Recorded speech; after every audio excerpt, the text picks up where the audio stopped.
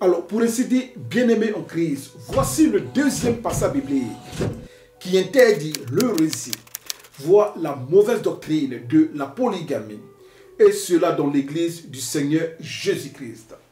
Et ce passage biblique est celui-là de 1 Corinthiens chapitre 7, verset 2. Alors, je reprends. 1 Corinthiens chapitre 7, verset 2.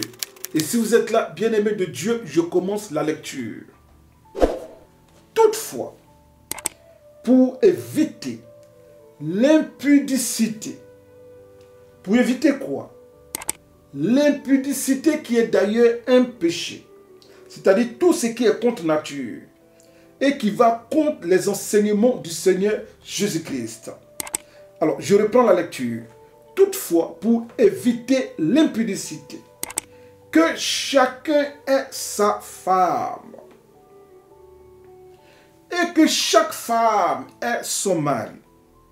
Alors, pour ainsi dire, enfants bénis de Dieu, nous venons à peine de lire ce passage biblique hautement révélateur, à l'occurrence 1 Corinthiens chapitre 7, verset 2, qui va comme suit. Mais toutefois, pour éviter l'impudicité, que chacun ait sa femme, chacun, qui est un pronom indéfini, chacun, chacun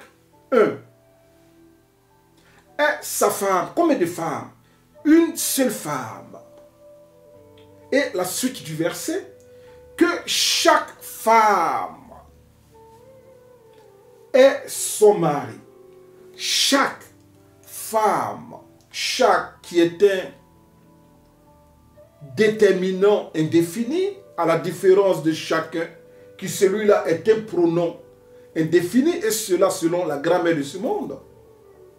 Mais chaque femme est son mari. Combien de maris? Un seul mari. Et l'homme doit avoir combien de femmes? Une seule femme. Alors, lorsque la Bible dit, et cela en 1 Timothée 7,2, pour éviter l'impudicité, que chacun ait sa femme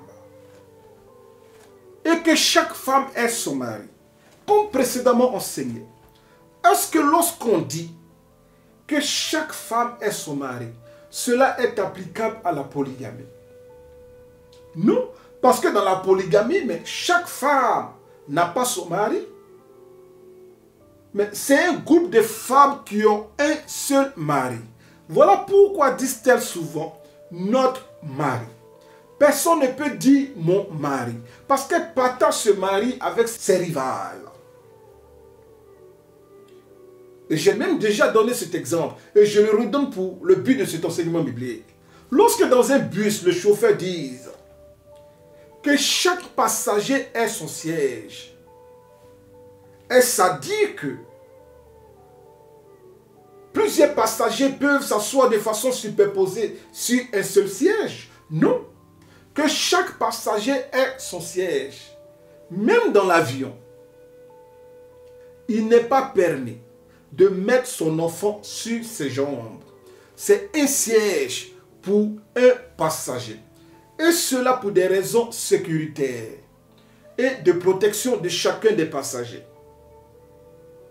Tu peux prendre ton enfant s'il est vraiment petit pour lui donner rapidement à téter ou bien à allaiter, mais à un moment donné, il faut le remettre ou bien dans l'espace qui a été prévu pour cet enfant dans l'avion, ou bien dans son propre siège, s'il est au-dessus de 2 ans. Alors, lorsque dans l'avion qu'on dise que chaque passager ait son siège, et ça dit que 2 passagers peuvent s'asseoir dans le même siège, mais c'est de ça que parle 1 Corinthiens chapitre 7, verset 2. Une seule femme pour un seul mari pour une seule femme. Mais Paul dit quoi en substance de ce passage biblique? Il dit, toutefois pour éviter l'impudicité. Ce que les gens ne savent pas, c'est la face cachée, voire perverse de la polygamie. Je m'explique. Un polygame qui a plus d'une femme, qui a 2, 3, voire plusieurs femmes, est-ce que vous savez que ce polygame-là, ben, un bon matin peut décider de coucher avec toutes ces femmes dans la même pièce? Ce que le monde appelle, par ce péché d'impudicité qu'on appelle le patouze. En anglais, ce qu'on appelle les threesome, les foursome. Lorsque c'est 4 personnes. Threesome, lorsque c'est 3 personnes. Mais en français, c'est un seul mot. Les patouses. Donc, il prend sa première femme. Il prend sa deuxième femme. Il prend sa troisième femme. Il couche avec une. Il ressort. Il va avec l'autre directement. Il ressort, il va avec la troisième directement. Dans le même lit conjugal. Dans le même lit conjugal. Sans protection. Mais voilà pourquoi Paul est cela inspiré du Saint-Esprit enseigne que pour éviter de telles choses qui est une forme d'impudicité, mais que chacun ait sa femme. Et que chaque femme ait son mari. Il peut pratiquer, excusez-moi bien aimé de Dieu, mais pour que vous compreniez la nature d'impudicité qui est dans la polygamie. Il peut même pratiquer la sodomie avec la première et aller l'autre côté par la voie normale avec la deuxième. Mais regardez un peu ces risques d'infection. Mais c'est cela la polygamie. Mais on ne vous dit pas toutes choses. Si une des femmes est infidèle et qu'elle rentre avec une maladie sexuellement transmissible à la maison, c'est-à-dire la deuxième, la troisième femme, mais qui a encore son copain dehors, mais qui a été forcée à venir se marier parce que l'homme est nanti. Mais si elle a une infection sexuelle, qu'il couche avec cette dernière, après il prend la même maladie, il donne à la première, la pauvre, qui n'a pas signé pour un foyer polygame, mais qui est devenue victime de la polygamie. Et ensuite, il va coucher avec la troisième. Il propage cette infection parmi ses épouses, y compris lui-même se rendant malade. Plus loin, les enfants qui vont partager certains articles, voire certains équipements de la maison avec leurs parents.